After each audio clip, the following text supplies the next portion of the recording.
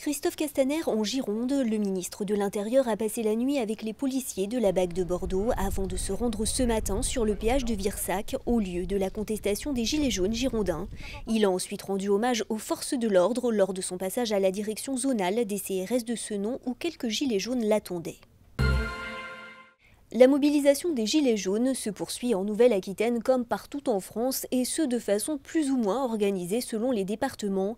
À Angoulême, ils étaient un peu plus de 150 à se retrouver hier soir pour une assemblée générale improvisée à Fresneuil. Le but, tenter d'organiser davantage le mouvement mais aussi envisager d'autres actions. Les Gilets jaunes prévoient notamment un grand rassemblement ce samedi. Un nouveau rebondissement dans le chantier du lac de Caussade, dont les travaux se déroulent actuellement sans autorisation.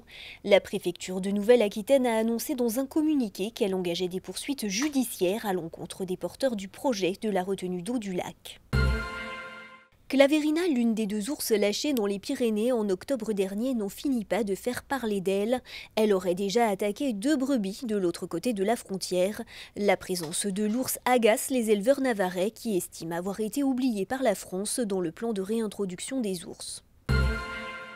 L'inventaire des fouilles paléontologiques du site d'Angeac-Charente se déroule actuellement au musée d'Angoulême.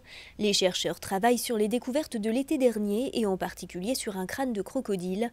Il faut dire que le site est connu dans le monde entier pour la faune subtropicale qui s'y trouvait il y a 140 millions d'années. En 9 ans, ce sont 9000 ossements qui ont été catalogués sur 80 000 fragments mis à jour.